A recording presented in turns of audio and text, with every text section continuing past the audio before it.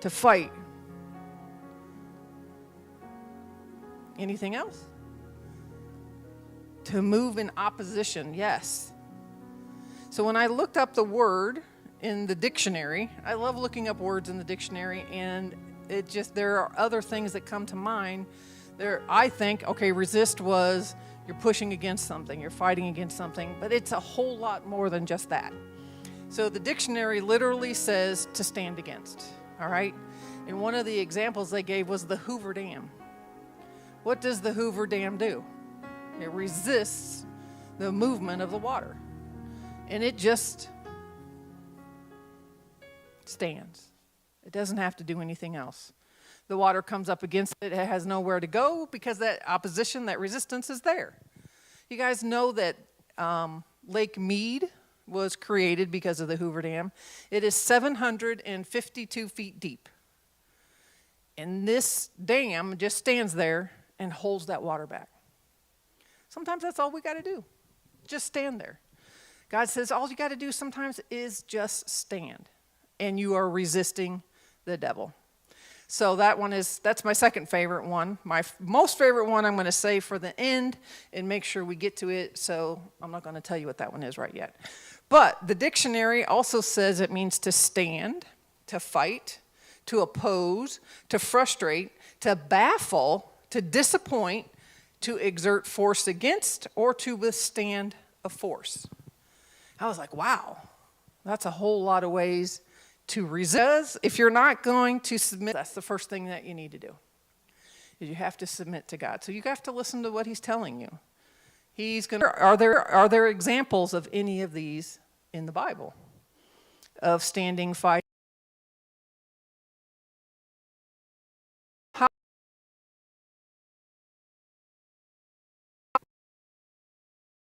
Between 100 and 600 years old when the flood came and he went out in the boat. So he was about 500 years old when he started to build this boat. All right. So his first thing he had to do was submit to God. God says, I need you to build this boat, and I want you to build it like this. And he gave him complete instructions. Build chambers in the boat, have these doors this tall, have the boat this long, blah, blah, all of these things. And Noah's like, okay, cool. I can do that. And he started to build the boat for 100 to 120 years. So if we go to Genesis 6, 13 and 14 and verse 17. So God said to Noah, I have decided to destroy all living creatures, for they have filled the earth with violence. Yes, I will wipe them all out along with the earth. Build a large boat from cypress wood, waterproof it with tar, inside and out, then construct decks and stalls throughout its interior. And he goes on and gives the full blueprint. And then verse 17, look, I am about to cover the earth with a flood that will destroy every living thing that breathes. Everything on earth will die. So there's several things to unpack in just these 3 verses here. The first one is God is going to destroy the entire earth. Everything on earth will die. Everything and everyone. Your friend, gonna die. Your dog is gonna die. Every animal that you see, they're gonna die. They're all going to die. And how was he going to destroy the earth? What did he do? What did God do? Caused a flood. Did you know that rain, for lack of a better word, rain had never been invented at this point? So here's Noah, like, well, you're gonna flood the earth. What's a flood? What's a flood? He doesn't know. No one's ever seen it. How could they see a flood if there's never been rain? So he didn't know what rain was. He had never seen it. So let's say God says, all right, rain is going to come to the earth, right? And it's going to water is going to fall from the sky. What does water falling from the sky look like?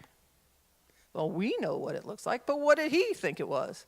Take a glass of water, pour it out on everything? Going to be a big splash? Is it going to be or somehow it's going to just fly up in the air and come falling down? Did he really know it was coming from the sky? I mean, just think of all of the things, because rain had never been invented. Therefore, what's a flood? Don't know. So imagine one of his friends comes over and says, Noah, are you still building this boat? It's been 75 years. You keep talking about this flood. What's a flood? And Noah has to say, I don't know.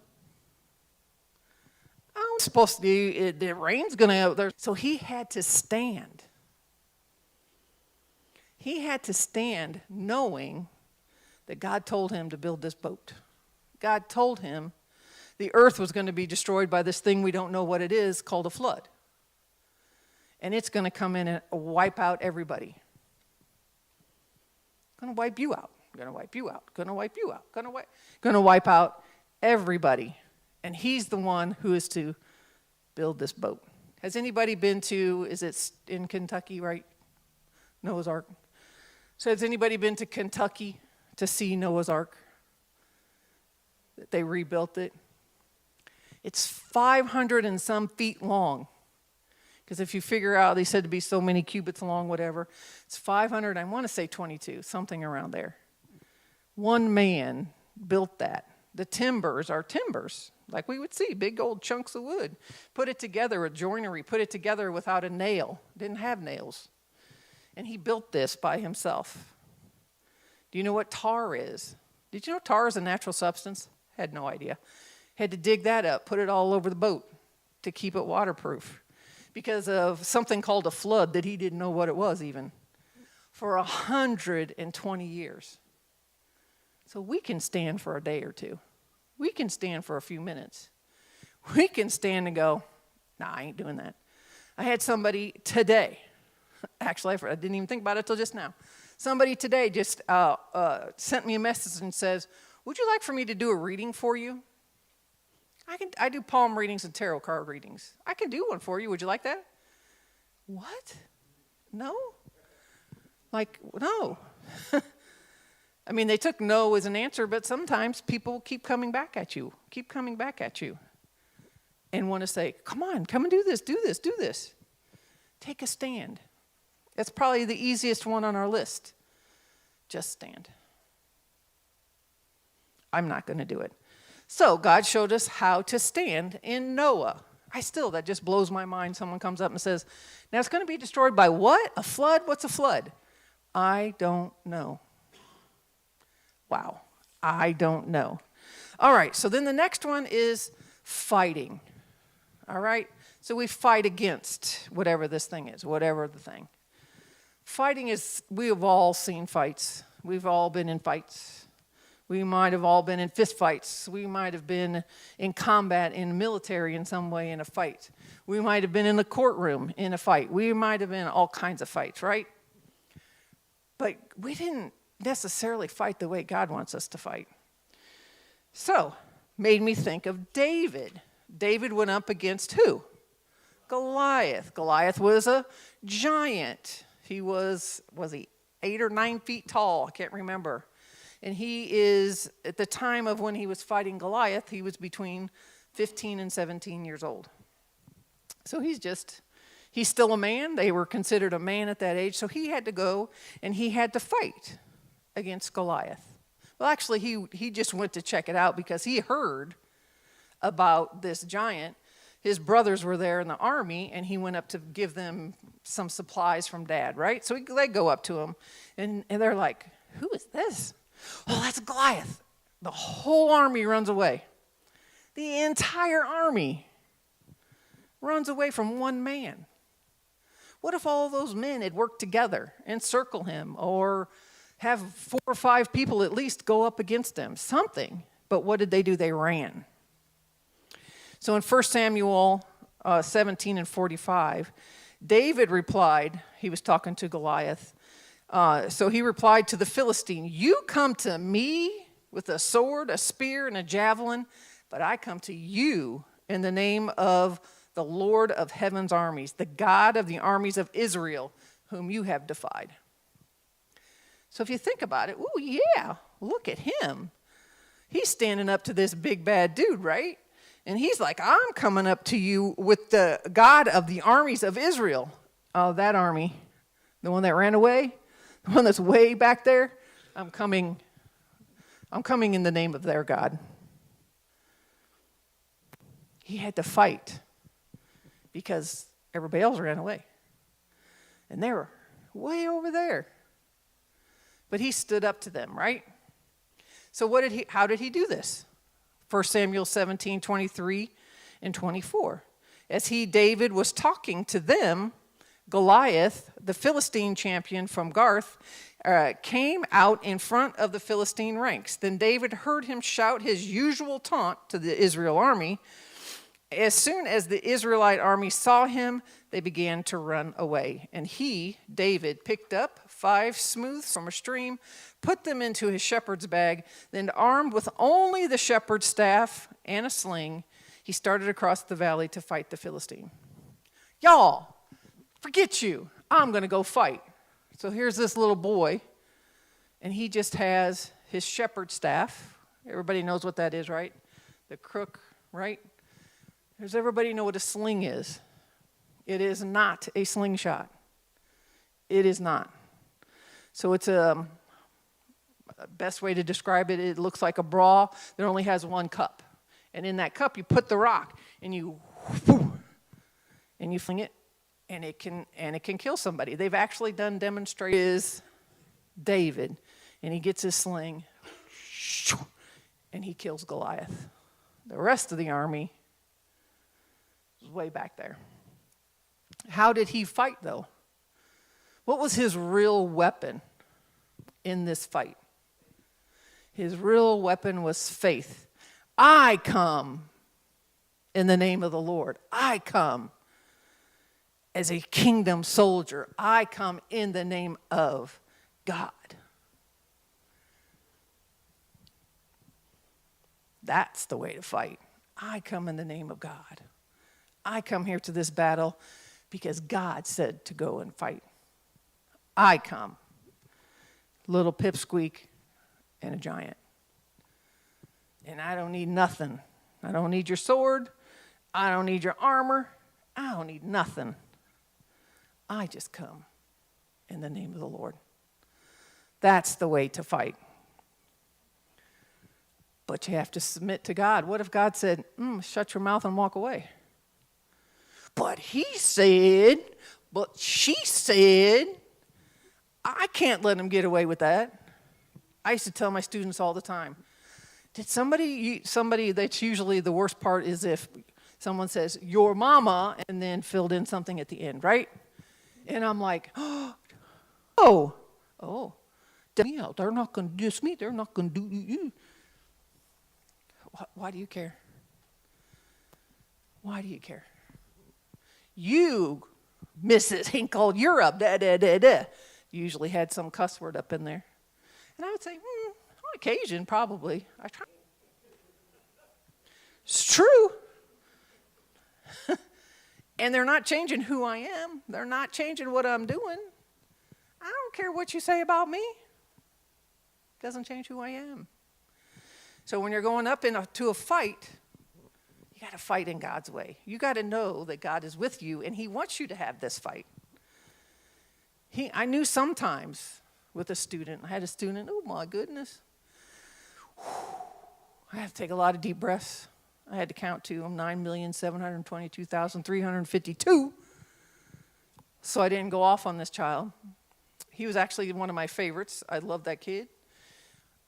But boy, he just knew right where that last nerve was and went, a lot. And I knew God was telling me, it's time to go talk to him. It is time to give him, they used to call it my mama voice. I'm going to give it to you. Are you done? Yeah, I'm sorry. I don't want to hear I'm sorry because you don't mean it. It's not true. Because this is not the first time or even the 10th time you've done this. Let's go through this. And I knew that was something that God wanted me to do with him. And I did that with him. It worked for a while. He was still who he was. But I also knew that God was with me on this fight, right? I knew he was with me. So the next example that God gives, or that I chose to look at, was oppose. So what does it mean to oppose? You're going to go up against. You have something that you need to say. Let me say what I need to say. There's no fighting. There's no arguing. There's no yelling. There's no explanations. You're just opposed, like, no. The person who offered to give me a reading today, I just said no thank you. Did I need to say anything else? No. Do I need to explain myself? No. Do you know that no is a complete sentence? Your answer can be no. Or I usually said no thank you. All right, so opposing. This one is in Joshua 6:20. Joshua was given the command to take the city of Jericho. Right? God had a special plan for them to take over Jericho, right? What did they need to do? Anybody remember? They needed to march around it. So, once a day, for 6 days, march around Jericho. No yelling, no arguing, no talking, no shouting. March around the city. What happened on the 7th day? They did what? They marched around it 7 times. And God says, when I tell you to blow the trumpet, and then what should the people do? Shout. Shout. So Joshua 6:20, when the people heard the sound of the ram's horn, they shouted as loud as they could. And suddenly the walls of Jericho collapsed, and the Israelites charged straight into the town and captured it. They just walked right on in and says, this is our town, this is our food, this is our water. The first thing they had to do, though, was submit to God. Because I always forget about this verse, and this is Joshua 6:10. Not only was there no arguing, no fighting, no yelling, no explanations, we're coming to take this town. Verse 10, but Joshua commanded the people, you shall not shout or make your voice heard, neither shall any word go out of your mouth until the day I tell you to shout, and then you shall shout. So now that we know the end of the story, it was on the 7th day, they didn't talk for 6 days. Because read what that says. It says, you shall not shout or make your voice heard, neither shall any word go out of your mouth until the day I tell you. Not on the 7th time the 7th day on the 7th trip, and I say, here's the horn, now shout. They didn't talk for 6 days. Wow. Wow. Hang on 1 second.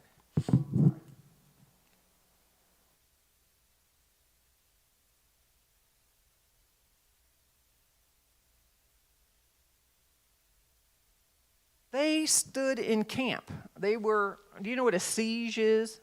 S-E-I-G-E, a siege. Not quite. What do they have to do first, though? You encircle the city, the place you want to take over, and you just sit there. You don't let any food come in, no water comes in, no people comes in, no people goes out. They are literally stuck inside this area. Usually at this time there would be a wall, so they were inside the walls of Jericho. They were under siege, and they just sat there for 6 days and didn't talk until Joshua says, until the day I tell you to shout, and then you can shout. So they just sat there for 6 days. They were in camp around Jericho. They didn't talk. I have a hard time not talking for 20 minutes. Imagine not talking. You're sitting there with your buddies, with your whoever was with you, all of these people. And no talking. Ooh. I did go on a silent retreat once. It was 48 hours. I didn't make the whole 48 hours, but I did make it for quite a while of not talking. But, because, well, we set aside a time to come together and talk, and I'm like, well, that's kind of cheating on a silent retreat, but hey, I'll take it because no radio, no TV, no phone, no talking. So just you and God, and we were at a hotel or at a retreat center, and we did that. But imagine 6 days in the field, no talking. Because God said so. They had to commit to God. God said, here's the plan. So what happened when they shouted? The walls of Jericho, the entire city collapsed. Did you know that archaeologists have found Jericho? The Jericho, because apparently there's more than one Jericho. Do you know what part of the wall did not collapse completely? Anybody want to make a guess? Say it again. Nope. Well, kind of, but no. Yes, sir.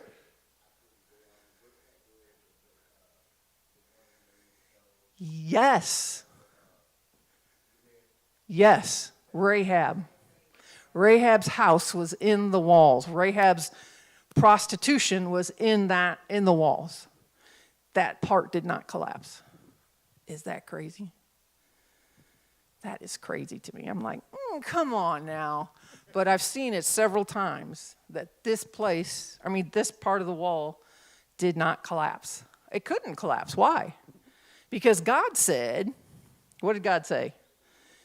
She would be saved, as well as her family or anyone else she could cram into that, whatever, I don't know if it's called an apartment, a home, I don't know what it's called. Get those people in there, and they shall be saved as well. So if they're in the walls, when the shouting happens, they're going to die. But God, because God says, I will save you.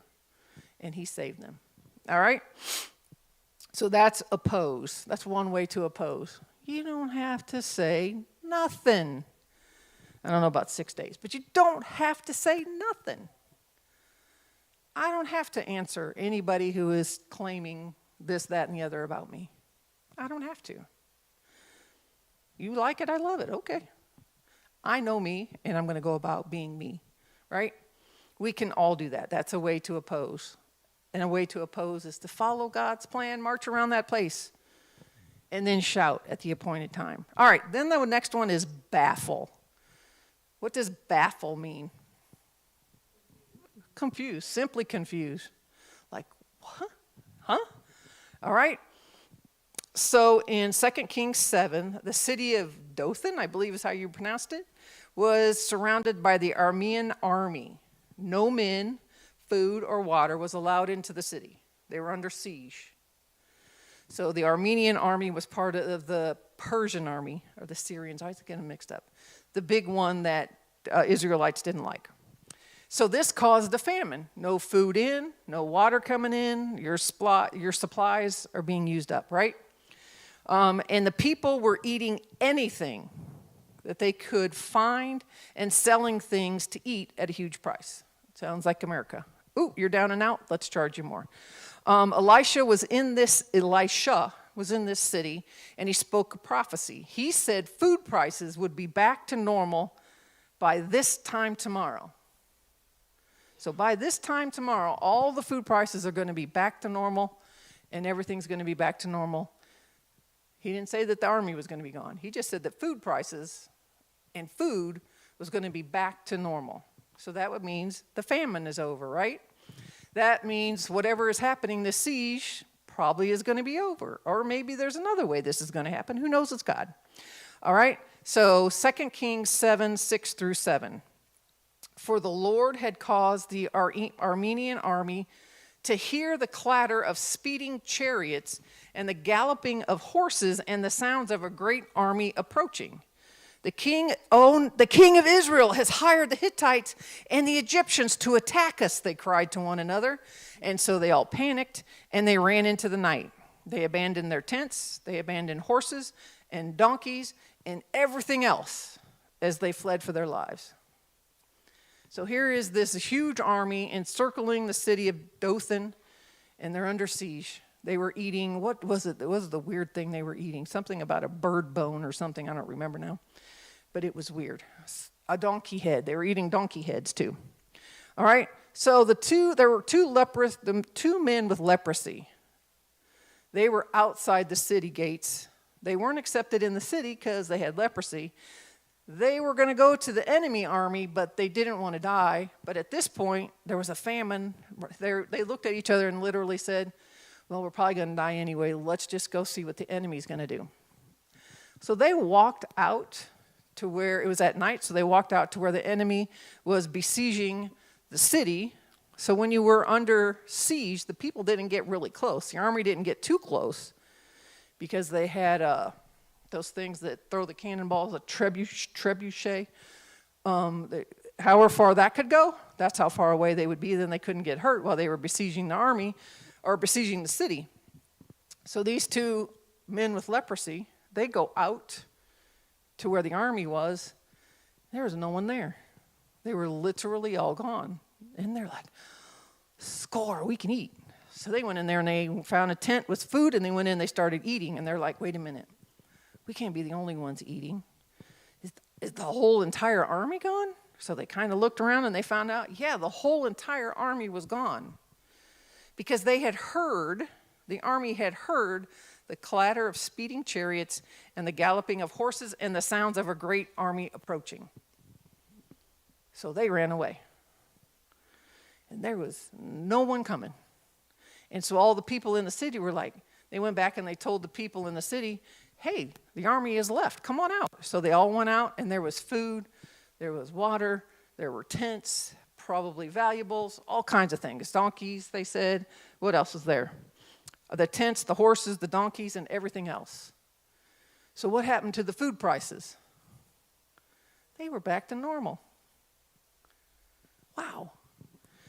The prophet, Elisha, is the one who told them that this was going to happen. He didn't say how it was going to happen. And I think it's interesting that God chose the two men with leprosy, because nobody wanted to be around a leper, right? Because they were contagious. They had to walk around literally shouting, unclean, unclean, unclean, if they were anywhere near people, so people would see. They had to wear special color clothing so people knew that they were lepers. And God used them to go into go into where the army was and say, here's some food, come and get it. Here's some horses, here's some donkeys, here's this, here's that, come and get it. And guess what? The food prices went back to normal. All God did was baffle this army. He made a sound that scared them away. And there's other places in the Bible too where they talks about they hear a noise. One of them was in a mulberry bush.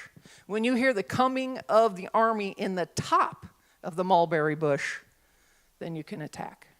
I'm like, in the top of the mulberry bush, God, that doesn't make sense. And he looks at me and goes, exactly. So you can't mistake it. Me as the one who's going to attack, I can't mistake hearing the army in the top of the mulberry bushes.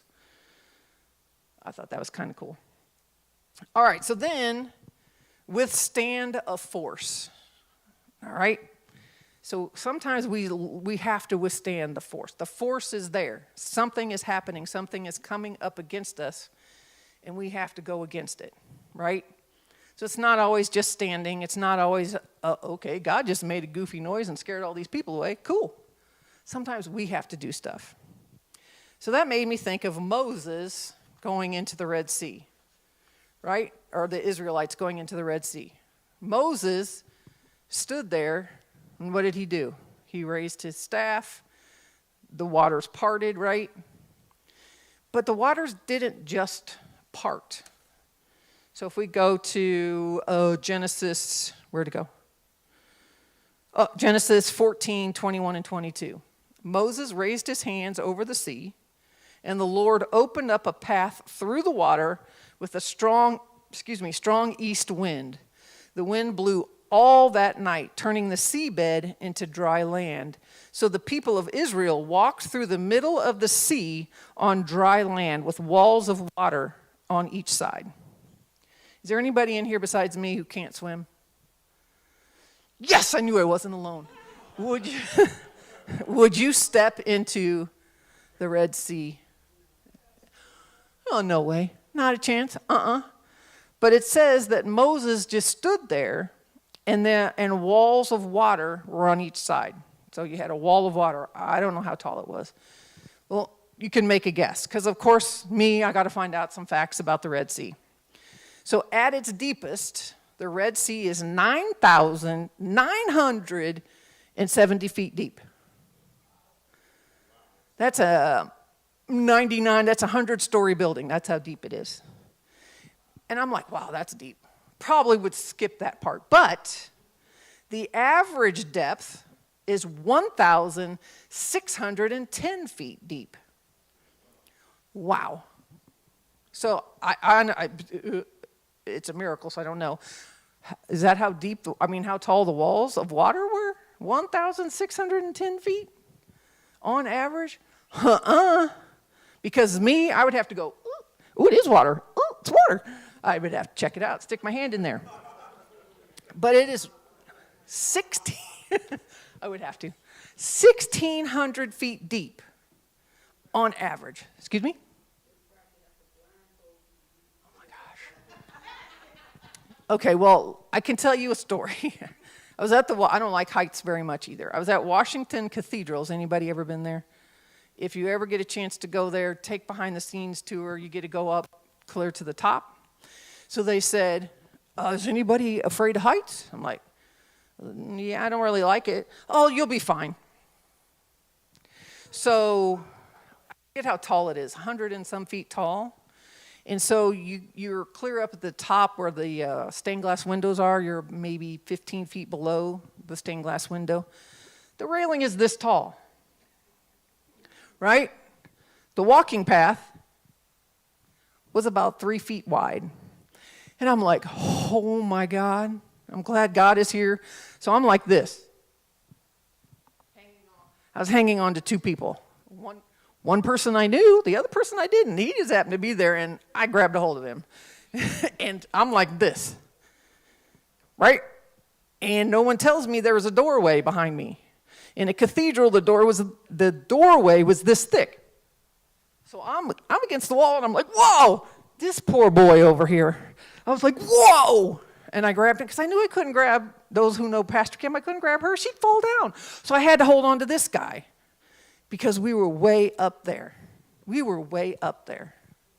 And I'm like, oh, this poor guy. He's like, it's okay, ma'am. It's okay, ma'am. That's when I knew I was old. He called me ma'am. And I was like, oh, I am so sorry. I'm so sorry. He told us he was 17. He was taking a tour of cathedrals. I thought that was really cool at 17. So I can't imagine going into the Red Sea, 1,600-foot high walls of water. I don't know how high it was. So you had to withstand that force. Moses had to hold the water in place, basically, not him personally, but he had to stand there to keep the water up.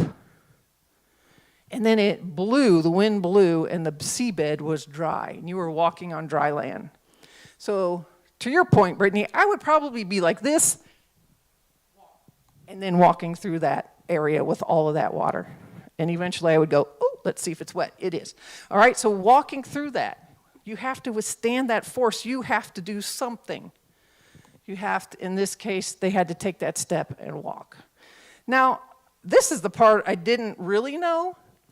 The narrowest section, so you have the Red Sea, and you're going to have to go from shore to shore, right? You're walking through the Red Sea. The narrowest place is 17 miles. 17 miles. So not only were they walking through the Red Sea, they had 17 miles, and it was this water. My question has always been, were the fish watching through the wall of water? I don't know. That was always been my thought. Like, did they go, hey, how you doing? And stick their head back in? I don't know. But they had to walk through this. They had to take that step for 17 miles at minimum. Isn't that crazy? So you have to do something. You're withstanding this force. You're withstanding it. So if I was to have called Don up here and I'm pushing against him and he's pushing against me, who's going to win? Well, I am, because I'm his wife and he wouldn't hurt me. But if I wasn't his wife, he would win. That's a force. You're going to have to work against some force that's coming against you. All right? So we've talked about so far, let me go back.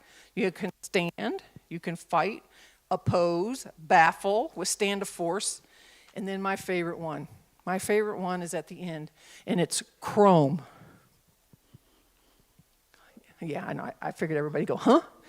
One of the things you can do to resist something is a coating, which made me think of chrome.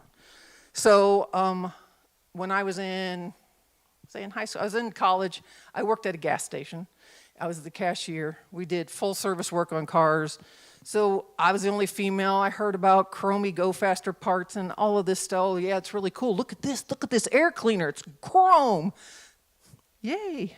You close the lid, no one sees it. Who cares? But anyway, chrome. What is chrome for? What does the chrome do? There's a purpose for the chrome besides looking really cool.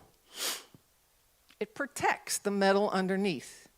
So it's coating. It goes over it, right? So the chrome can be on metal or on plastic. Either one. I didn't know that. And so it protects you from rusting, falling apart. It protects you from scratches, hits, kicks, whatever.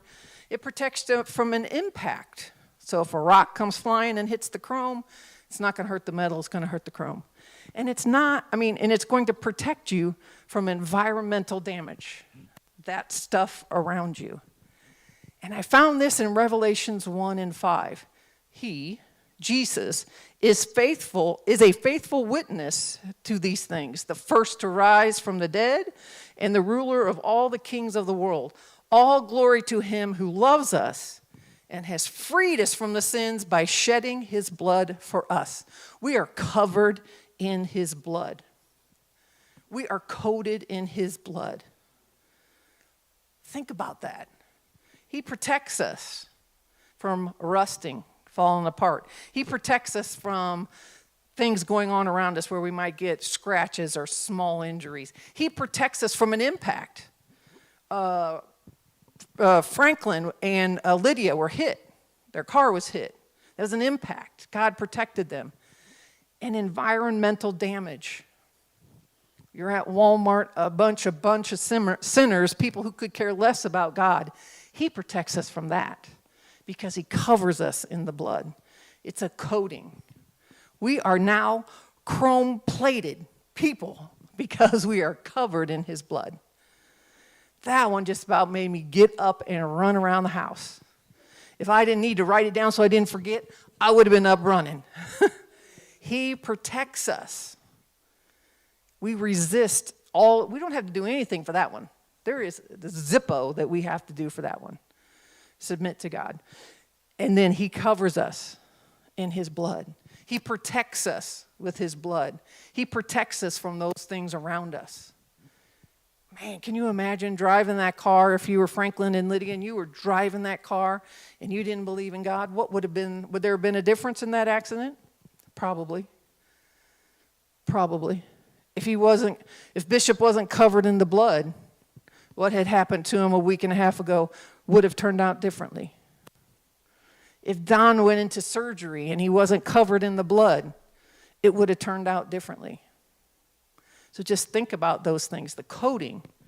We are now chrome-plated with God's blood, and it protects us always. It protects us always. So when we're thinking about resisting the devil, sometimes we don't have to do a gosh darn thing, but submit to God. We can stand. Just stand. Nope. That's my stand. Nope. We can fight. We can literally fight. We can duke it out. We can yell. We can scream. We can argue. We can do all of those things if we submit it to God. Oppose. We can oppose whatever. We can frustrate the enemy. Did you know the enemy can't hear our thoughts? Did you know if you're thinking, oh, I resist the devil today? No, you don't, because you didn't say it out loud. He can't hear you. Oops. So we can frustrate. We can baffle the enemy. Wait a minute. She's always done this. Why can't I get her with this anymore? I'm covered in the blood. I've decided to change the direction I'm going. Ha ha, baffled you. You can disappoint. Man, Deb is always doing this, the enemy says. And I'm not doing that anymore. I'm not doing that anymore. We can exert a force against, and we can withstand a force either way. So when we resist the devil, just think about how God has shown us throughout the Bible how to resist the devil. And that's how we should resist the devil. Anybody have any questions or comments? I'm actually done already. Do you have something, Marcus?